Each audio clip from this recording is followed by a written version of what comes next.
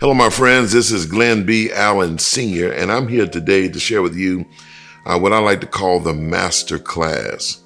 Now, why did I entitle it that? Because the reason that I did is because I want you to learn how to master life with this class.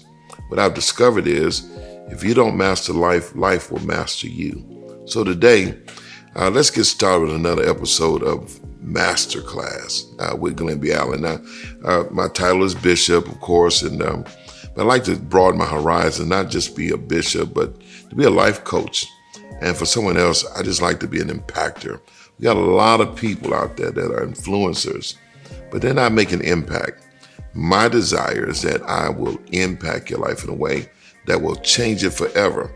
So today, let's get started with another class. And I'd like to talk to you today about it's time to change.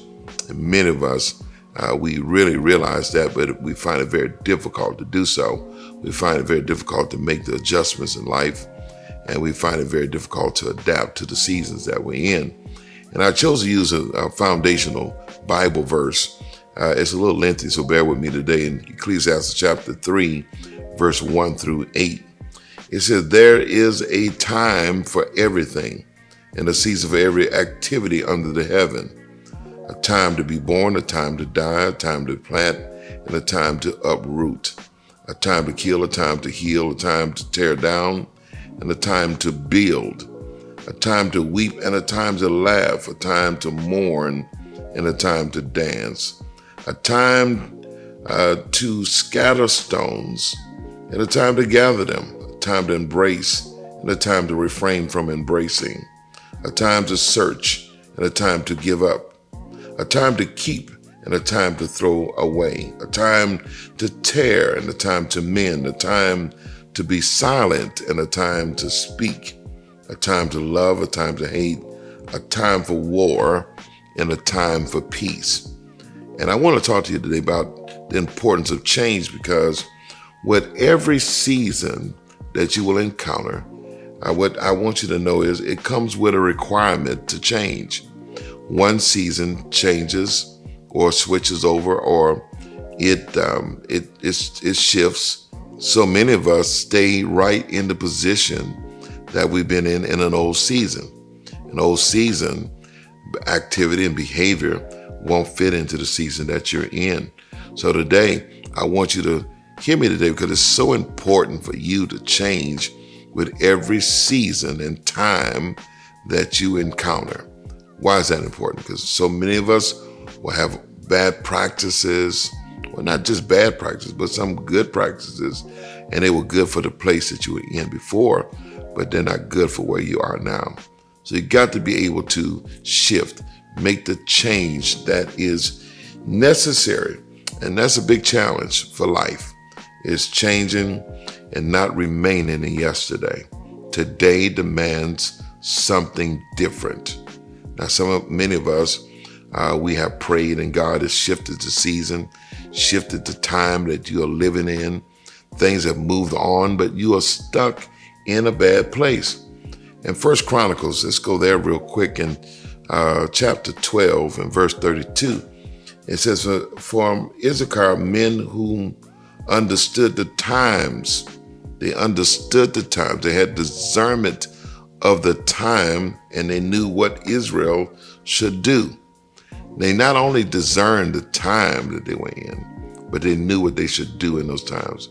Many of us, we know the season that we're in, but we don't know what to do to make that season really come to light, to bring it to fruition, because we only have in our minds the thoughts of what we did in the last season. Think about it like this. If you are an employee somewhere and God blesses you to become an entrepreneur, you know there's a great difference between employment and entrepreneurship. Many of us, we will enter into entrepreneurship with an employee mind, and that is very carelessly done sometimes. We don't do it with any kind of urgency, or the responsibility level changes.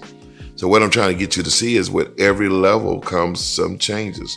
It goes as simple as this. If you are living in an apartment and then you decide to buy a home, Well, you got to change your mindset as it relates to living in a home, because a home demands something else. There's a level of care. That's your responsibility. There are things that you have to do that are different. So you may discern the season that you're in, but you may not know what you need to do in that season. So one of the first things you got to do is make up your mind that I must change with every season. I cannot remain where I am. I can't get stuck in a place of yesterday. And discerning the season without recognizing what changes are needed will stagnate your progress. Sometimes you walk into a new season, and I use different analogies to prove this. But so many people, they have been praying for marriage, and they've been praying for a mate, they've been praying for a wife or a husband, but you have not learned how to walk into the season with changes. You're still treating your husband like you treated your boyfriend, or wife like you treated a casual girlfriend. Every level of relationship demands change. When you pray about something and God brings it to fruition, or brings it to your reality, or it becomes something that materializes, you got to be willing to change. God, what do I need to do in this season that's different than the last season? I got to be willing to change. This is so important, because so many people are stuck in a day that's gone by. And the season that you are stuck in is immobilizing your progress. You are immobilized. You're stuck somewhere. You can't move forward. And you find yourself in cycles because you can't change. That's exactly what happens when you are in a place where you cannot change, and you can't change your mindset. You can't change your actions. You can't change your responses. You can't change anything. You find yourself in a cycle, a perpetual cycle, going around and around, never finding a place to land. You never find a place to be happy. And progress is prohibited because you don't know how to make the necessary changes. So one of the prayers that we got to pray is, Lord, help me to change with every season. Don't allow me just to know the season I'm in, but give me the ability, give me the anointing, give me the power to make positive changes for every season that I encounter. This is so important to your life today. As we master life, you've got to master your changes, and don't be afraid of changes. Changes are necessary. One of the most horrific things that I can hear come out of someone's mouth is, I've always done it like this. Well, if you've always done something like this, you've always been this way. It's telling me that you have never allowed yourself to grow. You didn't allow yourself to move. You didn't allow yourself to get better. If you've always been like this, you've always been where you are. You cannot move. You cannot progress. Yes, you may be making more money. You may be living in a bigger house. You may be driving a fancier car, and even involved in greater circles. But if you've always been the way that you are and there have been no changes, then guess what? You're stuck in a place of no mobility. You got to get ready now to change. God is requiring, and you should require from yourself, to go higher. You say this in the old church, that every round goes higher and higher. And this not the round is going higher, but I go higher in my thinking, my actions, my responses, the way I treat people. Everything goes higher. There are several places that you may experience in life that make you that you got to make sure that you change in. One of the first places that most of us kind of land in life, there's a place for all of us. If you've not been there, then you haven't learned a very valuable lesson. A valuable lesson is contained in this moment called survival. When you get in a place called survival, I've been there before, that I was surviving. What does that mean? I'm keeping myself right above water. I'm in a place where I'm making it. And that's a good place, man. Some of us you're looking at me today, you have survived. You have survived some horrific moments, some terrible moments, some painful moments, some moments that you had to survive through. And I want to take time and applaud you for your survival. But that's not the label that you must wear for the rest of your life. The label of survivor is not your permanent label. You have to move on from being permanently identified as a survivor. If you are stuck and unwilling to change from survival mode, you'll always be surviving, just making it. You'll be rehashing, rethinking, and reliving the thing that you have almost or possibly survived. You already come out of it, but you're in survival mode. So every time you announce that I am a survivor, you're rehashing it, you're reliving it. Now, I said this a few weeks ago to a group of people. You can tell your story, but never relive it. Listen, I am a survivor, but now I've decided to move on from a place called survival to success. I'm a success. Why am I a success? Because all the things that were meant to destroy me, things that were meant to slow me down, things that were meant to prohibit me from going any further, things that were meant for evil, God has turned those things into good. I will not announce to you another time that I'm a survivor. I'm a success. Man, I beat the odds. You are more than a conqueror.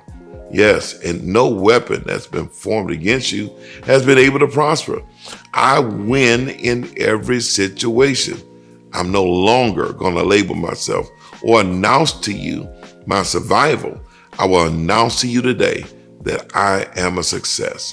That's a great place to be. I want every person that is stuck in survival mode. You got to change today. You got to make a difference. You got to change the way you announce and present yourself. When I'm announced now and I'm presented to the public, I don't want them seeing all the ugly stuff I've been through. No, I want them to see me for who I am today. I am a success. But I got to change that. I got to change that within my own language to myself. I got to say that to myself, that I am a success. When I can't find no one else to encourage me, I must learn to encourage myself in the Lord and say, after all the things that I've been through, I'm still here. I am a success. Now, I don't know what arena you've had to succeed in. You know, some of you had to fight through some horrible times. And I was just thinking about some of the things I failed in. And I said, man, you know what? I failed at this, I failed at that. But just the other day, I thought about my fatherhood. I thought about me being a father. And I said, Lord, let me take a moment and celebrate that I've been a good father. That's my legacy. And I want you to learn to celebrate your mile markers, things that you've done right. Don't just sit there and count up the things that you've done wrong. Change the way that you look at your own life. Master your life by highlighting your successes. I've been good at this. Yes, maybe it may not mean much to someone else, but I've done this well. So today, I want you to get to the place of success. Change that survival thinking to success today. But that's not the last juncture. The next juncture that you got to get to is being significant. Are you being significant? What does that mean? My success now should impact someone else's life. Are you using your success to help someone get to a place of success? Maybe someone is in survival mode. They've been through a place of mental battles, or just depressed, or in a place of emotional dissatisfaction. I don't know where they may be, but whatever they've gone through, even financial setbacks, if you have done that and you've survived it and succeed now, your next juncture is to tell them that they can do it too. Be significant. Who are you helping with your story? Your success story is greater than survival. You didn't just make it, but you made it back to the top. So be significant and share that with someone else. You're making it happen for others. That is what significance is all about. Now in Jeremiah chapter 13 and verse 23, he asks a question. Can an Ethiopian change the color of his skin? Can a leopard take away his spots? Neither can you start doing good, for you've always done evil. Man, this is a tight scripture to read, but it has some relevance in it. Jeremiah asked a probing question. Can an Ethiopian change the darkness of his skin and lighten it? That's impossible. Can a leopard change his spots? And then he goes on to say, if you've been practicing evil for so long, can you now do something good?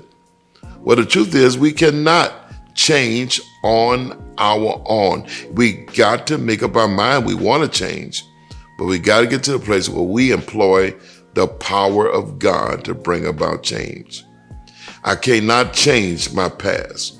I cannot change what I've done or even look like in the past. I can't change my history, but I can change my destiny. Yes, I can't change what I've already made mistakes with, but I can change what I do from this day forward. I will not live in a place of just repeating the same old mistakes because I'm stuck within myself saying, this is what I do and this is how I am.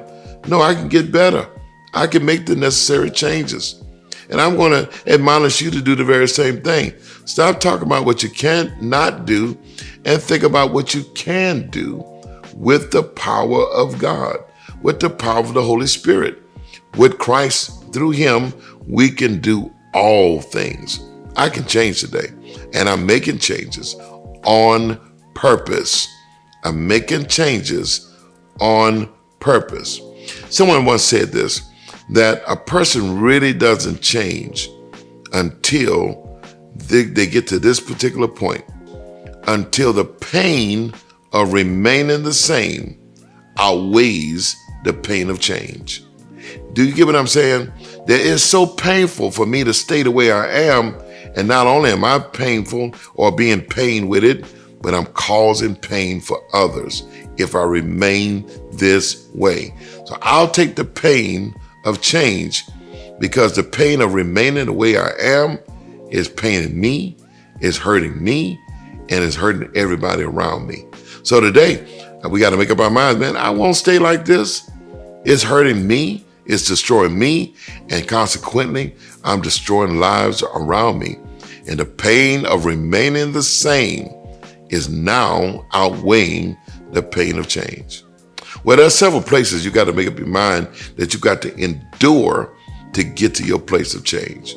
The first one is you got to get to the place where you understand that change comes with a challenge. Change comes with a challenge. That's the first step. It's challenging the change because it's challenging your old thoughts, your old ways. It may challenge your environment. Some of us, we would change, but we keep hanging around the same people. The Bible says that bad company corrupts good manners. Bad company corrupts good manners. You want to change, but you keep hanging around the same old people. People that influence you to stay where you are. They condone it. They co-sign it. And they like to co-sign it because they like to commiserate with you and make you feel like that what you do is fine. It's challenging to get around people who say to you that you're wrong, that you shouldn't be doing it like that. You should have matured to be in a better place by now. It's challenging your comfort level. It challenges you because with every change that you're going to have to make in growth comes discomfort. And this is why so many people don't like to change, because change is uncomfortable. Now, let me tell you, I'm going through this little weight loss thing. Now, I battle with this from time to time because when I get to a certain place, I see myself getting to a size I don't want to be. It's not just for aesthetics, but for my health as well. But until I get to the place where I'm willing to do and eat the things and exercise, which is not comfortable, not always comfortable. I like desserts, but I got to get to the place where I'm willing to resist that. And it's always uncomfortable. But change comes along with challenges. Secondly, change is making a choice. If you're going to make some changes in your life, you got to decide to do it for yourself. You can't wait until someone tells you, oh man, listen, I see where you need to make changes. Well, that's going to happen. People always look from the outside, seeing you from another perspective, but it really is not impactful until you make a choice to change. You got to make a decision. It's on you to decide. No one else can change you. No one else can make you better. It's going to be your choice. Many of us, we could change from sadness to joy. It's going to be your choice. Can I tell you, no one's responsible for your happiness. No one's responsible for your peace. So change that today and stop making people responsible for the things you need to make a choice about. You're living on the weight of your choices. You live with the consequences of your choices. If you choose to remain where you are, sad, codependent, low self-esteem, or in a rut because of someone else's life, then you need to change that today and take charge of your life by making a choice. I choose, now get this, I choose me. That's a choice. Yes, I'm not going to wait for you to choose me. I choose me. Make that choice. Change your codependency. Change your low self-esteem and make a choice to do something different for yourself. Thirdly, but this is important right here, change also comes with taking chances. It's risky. It's risky. What if I make a change and it doesn't work? Well, let me tell you something. Sometimes when you're making changes, it's not immediate results that you're going to get. But you got to be willing to be in it for the long haul. It may not be immediate, repercussions or results, but guess what? You'll see it over time. I'm taking a risk and I'll see the results. I'm changing for the better. And that's what you got to make up your mind. I will see the results if I am changing for the better. But it's risky. It's risky. It's taking a chance. I got to take a chance to do what I've never done before. I got to do things that I'm unfamiliar with. I got to go places that challenge me to stretch. I got to take risks. And I got to get around people that stretch me. It's risky. It's taking a chance. And some of us, you're stuck in a place of hurt, pain, disgust, failure, or even, things didn't work out the way you wanted in a relationship. And I've heard people say this all the time, I'm done with that. I'll never fall in love again. I'll never give no one my heart again. But if you're going to live a great life, you got to take some great chances. Just because you fell down don't mean that you need to stay down. The Bible tells us that in Proverbs 24. A just man falleth down 7 times. He takes the chance to get up again. I may fall again, but it beats me staying down. So I may fall down again, but it beats me staying down if I get up. Lastly today, let me give you this last point. You gotta be committed. Change, again, may not be immediate, but I'm committed to the process. I'm committed to see this thing through the end. And if nobody else around me makes the necessary changes, I'll make them for myself. My circle, my people, my family, my friends may not be able to support my commitment. And that's why your commitment has to be personal. No one can see what you're after, what you're going after, what you're trying to do but you. But guess what? You got to be so committed that, Lord, I got to change. I want things in my life to change, not just for me, but for my children, for generations to come. I'm changing not just for my betterment, but those that are connected to me. I'm changing from being selfish to me being one that will help others. I'm changing from having bad responses or bad reactions because I'm tired of the consequences of that. And I got to stay committed. Just because nothing around me is changing, so the people that I'm doing better toward may not make the change as well. But I got to be committed because it's not about them, it's about me. I go the extra mile, not for them, but I go for me. I made the choice. I'm making the commitment to stay in my lane, to do what God has called me to do and to be what God has called me to be. I don't care how many people are hating. I don't care how many people walk in animosity, unforgiveness, without love and peace. I'm making a commitment to change. I will not match your energy. I will not equal this ground to come down the way you are. It took me too long. It took me too much to get here. Too many sacrifices, too many prayers, too many tears, too many changes. I will commit, and I hope you're doing the same thing. I'm committing to stay high even when they go low.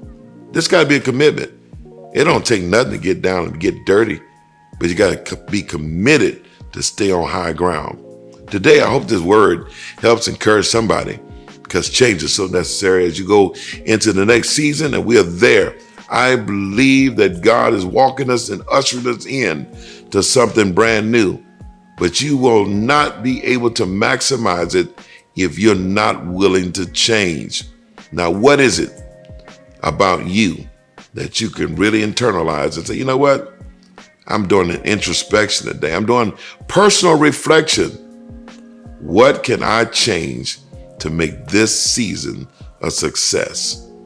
Well, today, that's your homework. You got to go inside yourself and examine yourself and say, you know what, man, I can do something different that will make my life so much better.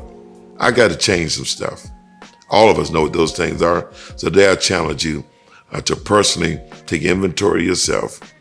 Don't look at nobody else. Take a look inside and make those changes. Well, that's enough for today. And I just want to thank God for you sharing with us in this masterclass.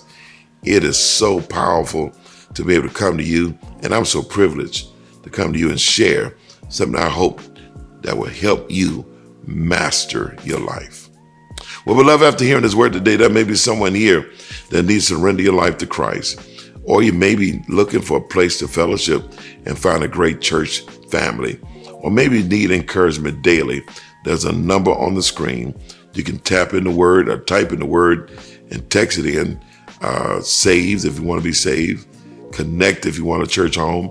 Or daily if you need a word daily for daily devotion. Last but not least, we are praying every morning at 7:14 a.m. I'd like for you to join us as we start every day off, every day, 7 days a week, looking at the majesty of the morning, God's great creation, and putting God first in our prayer life. As we start every day off, 7:14, I invite you to share with us. Friends, I hope again that you have enjoyed this masterclass. And before you check off today, maybe you want to share a love gift, an offering, your tithes with this ministry to help us and support us as we go forward for the kingdom. Again, I'm here today to help teach this masterclass to help you master your life. Because if you don't master life, life will master you. And today I want to tell you, I love you, and there's absolutely nothing you can do about it. I'll see you next time.